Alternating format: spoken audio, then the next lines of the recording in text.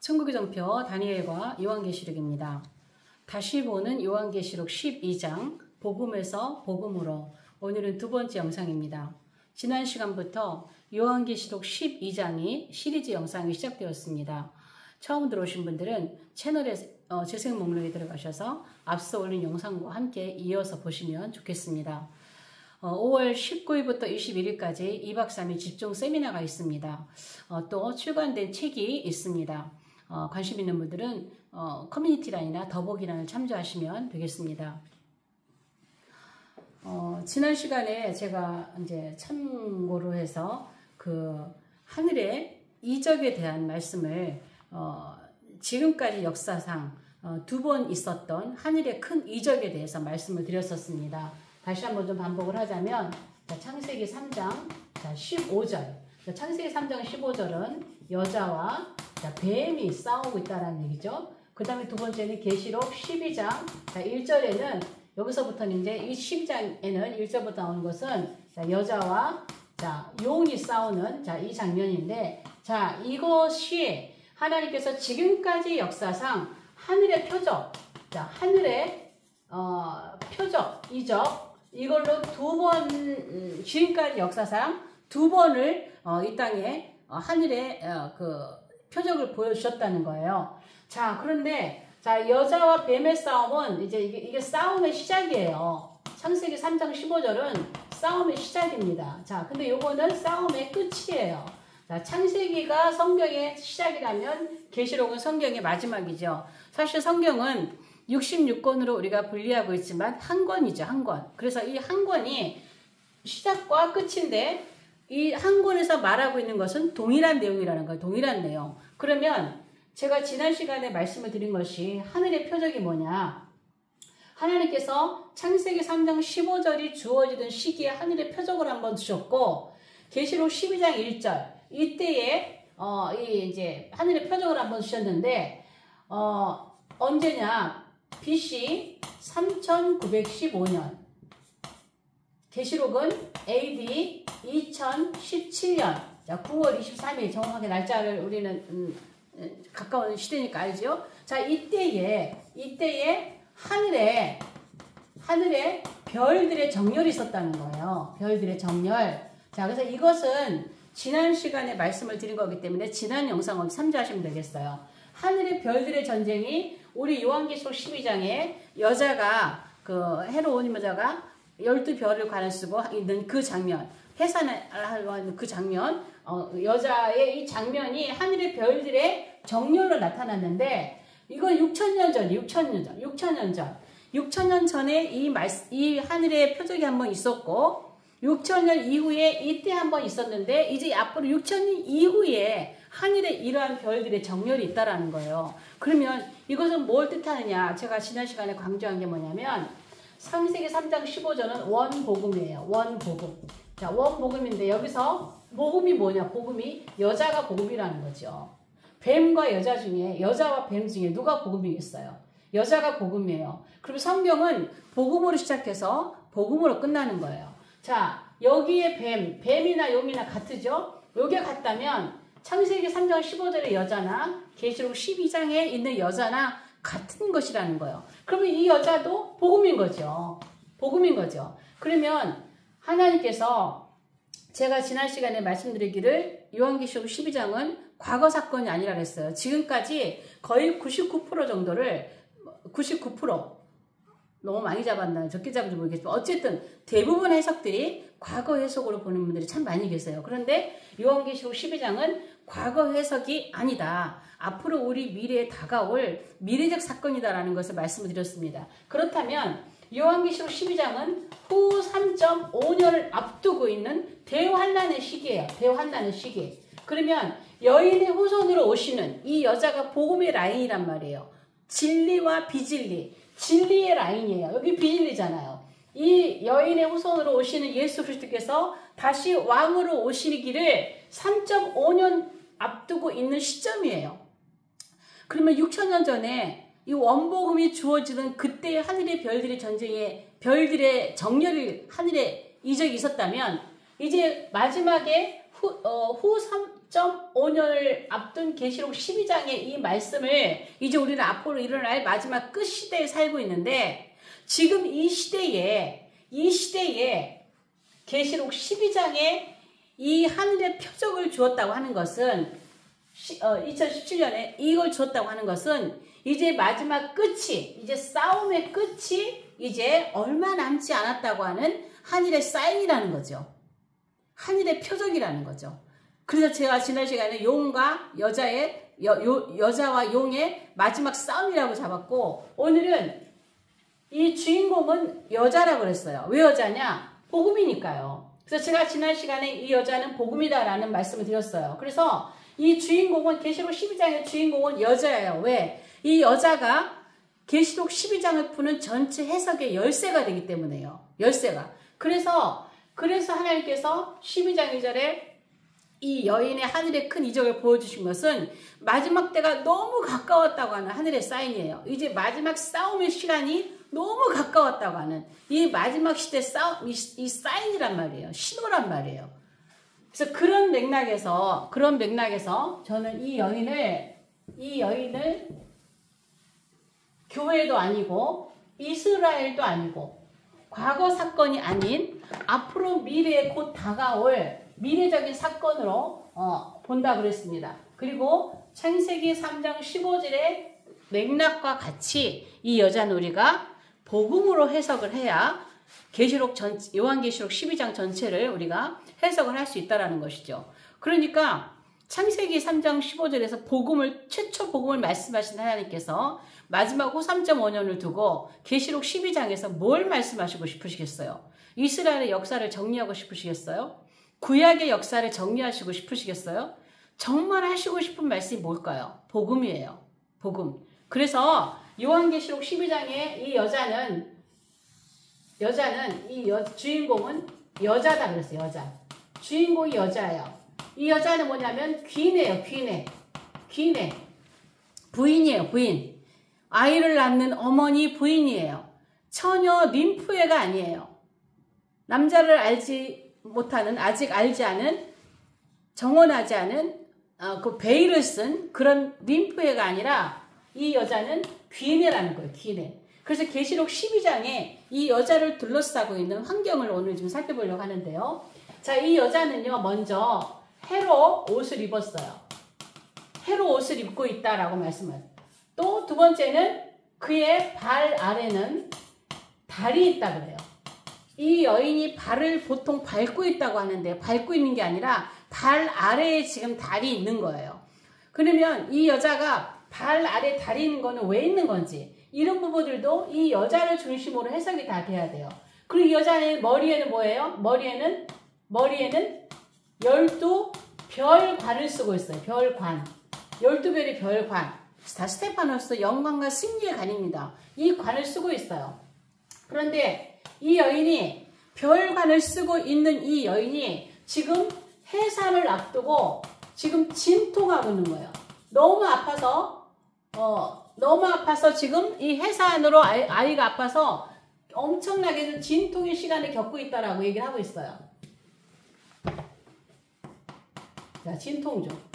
그런데 이 여인 앞에 뭐가 있냐면 7머리 10뿔. 자, 10뿔. 자, 붉은 용이 있는데, 이 붉은 용이 이 아이가 나오면 이 아이를 뭐 하냐면 삼키려고 지금 입을 벌리고 있어요. 이 여인이 낳은 아이를 삼켜버리려고 지금 딱 입을 벌리고 있는 이 붉은 용이 지금 보여요. 그런데 이 여자가 뭐죠? 남자아이를 출산하죠? 남자아이를 드디어 출산하는데, 출산하자마자 이 아이는 하나님의 보좌 앞으로 올라가 버렸어요. 자, 제가 여자가 주인공이라 그랬습니다. 제가 지난 시간에 이 남자아이는 예수님이 아니라 그랬어요. 만약에 지금 대부분 풀고 있는 전통적인 해석에 이 남자아이가 예수님이라면 남자아이 예수님이 주인공이 돼야 돼요. 계시록 12장에서.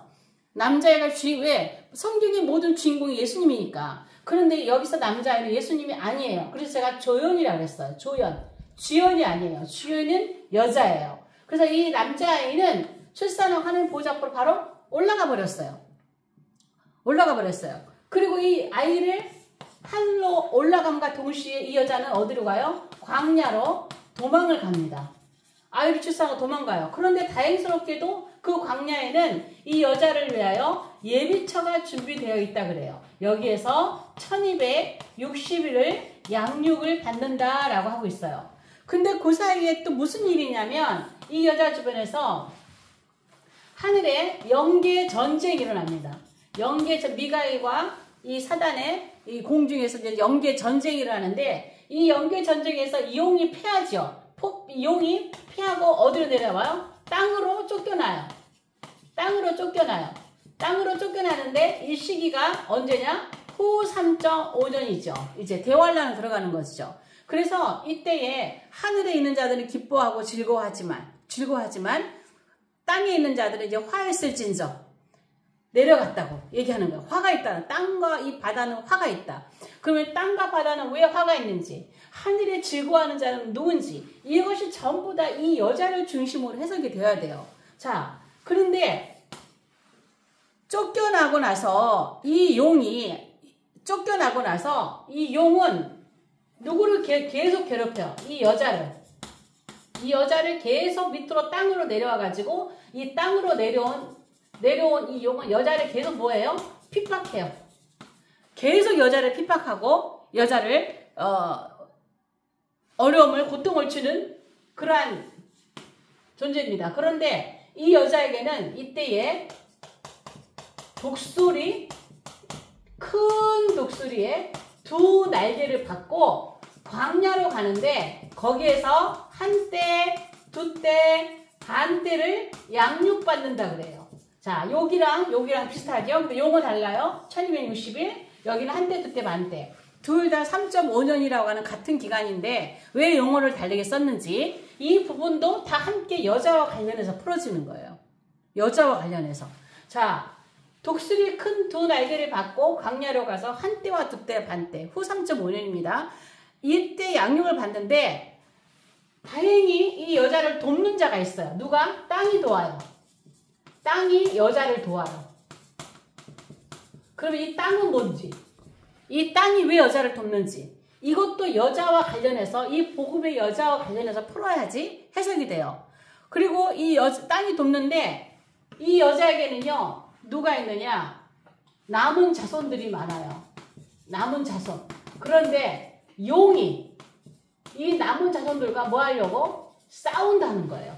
싸우려고 나가는 거예요. 이 용이 여자를 놓쳐버렸잖아요. 이 땅이 여자를 도와가지고 그렇게 여자를 핍박을 했는데 여자는 결국은 용은 이 여인을 바로 해치지 못하고 여자의 남은 자손들과 싸우려고 바닷가에 앉아서 준비하고는 이러한 장면을 끝으로 계시록 12장이 끝나요. 보세요. 다 여자 주변이에요. 남자의 주변으로 일어나는 게 아니에요. 남자는 올라가 버렸어요. 그리고 여자를 중심으로 이러한 일들이 일어나고 있는데 이것을 여자를 우리가 복음으로 이해하지 않으면 이 모든 말씀들이 다 이해가 안 돼요. 그래서 저는 요한계시록 12장을 보면서 이 여자를 복음으로 설정을 하고 요한계시록을 풀어갈 겁니다. 그러면 여기서 조금 복음으로 설정을 왜 하는지 돕는 말씀을 조금 살펴보고 나가려고 합니다. 자, 그러면 우리가 이 여자가 왜 복음인지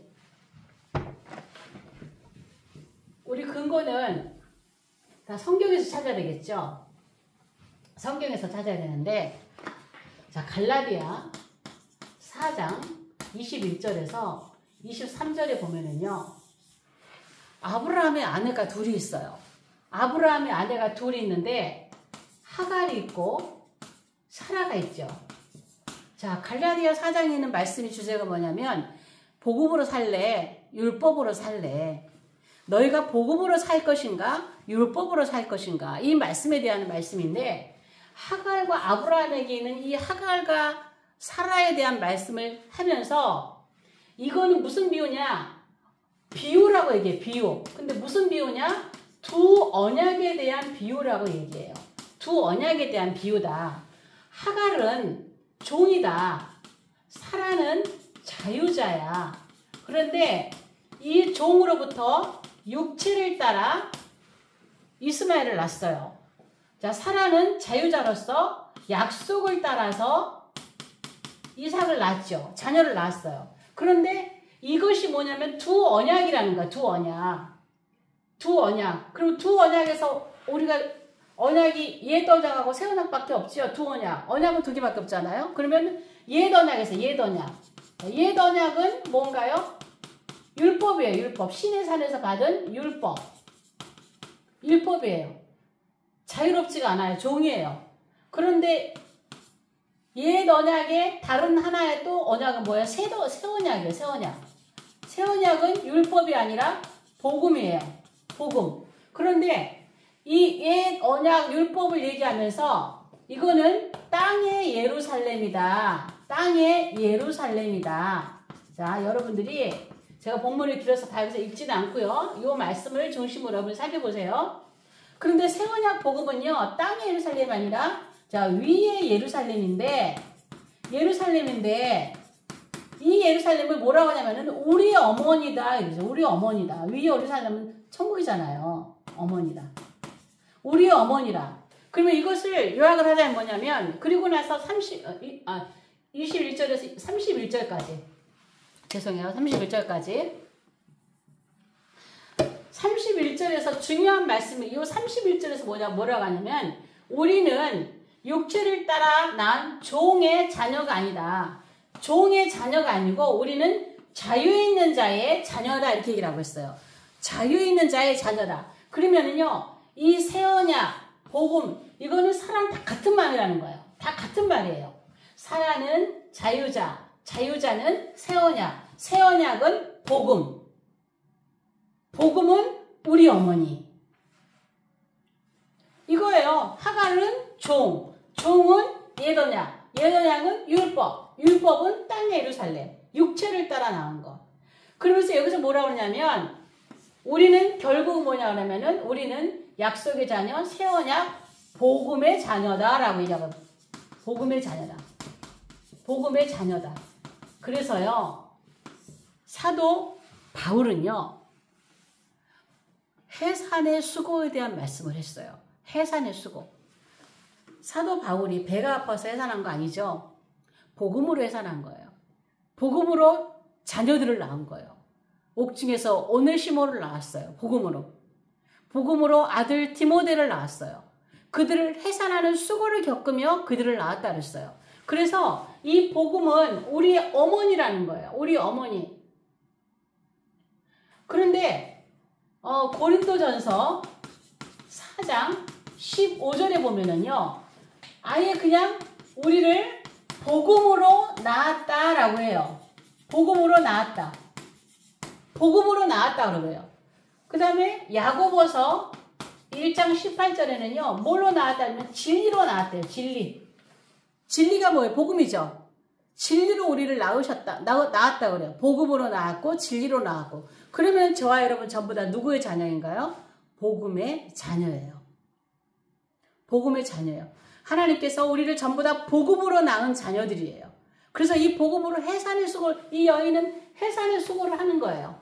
해산의 수고를. 그러면 이 여자는 복음인데 복음으로 설정을 하고 이 말씀 여자를 주변으로 일어나고는 이 말씀은 뭐에 초점 맞춰서 해석을 해야 되냐? 복음으로 초점 맞춰서 해석을 해야 돼요. 그래서 하나하나 풀어야 될 게 많아요. 왜 해를 옷을 입고 있는지, 왜 발 아래 다리 있는지 이런 것들을 다 하나하나 복음에 맞춰서 풀어야 정말 요한계시록 12장에 기록된 말씀 그대로를 우리는 이해할 수가 있는 거예요. 그런데 지금까지 전통적인 해석은요. 이 여자를 교회로, 신부로 혹은 이스라엘로 봐버리고 엉뚱한 해석을 하고 있는 거예요. 이제 후 3.5년 주님이 지상에 재림하실 후 3.5년을 앞두고 하나님께서 정말 우리에게 주시고자 하는 그 말씀의 핵심을 놓치고 엉뚱한 이야기들을 하고 있다는 것이죠. 여러분 요한계시록 12장 지금까지 전통적으로 들어왔던 이 고정관념을 내려놓고 저의 강의를 앞으로 한 편 한 편 시리즈로 연속되는 강의를 들어주셔야 합니다. 그렇지 않으면 여러분들도 이렇게 받아들이기 힘든 그러한 부분이 있어요. 우리의 기존의 생각을 내려놓고 시리즈 계시록 12장 복음에서 복음으로 이 말씀을 한 편 한 편을 통해서 여러분들이 계시록 12장을 새롭게 볼 수 있는 눈이 열리기를 바랍니다. 오늘 영상 여기까지 하겠습니다. 영상이 좋으시면 좋아요 좀 많이 눌러주시고 또 구독 댓글 부탁드립니다. 다음 영상에서 뵙겠습니다.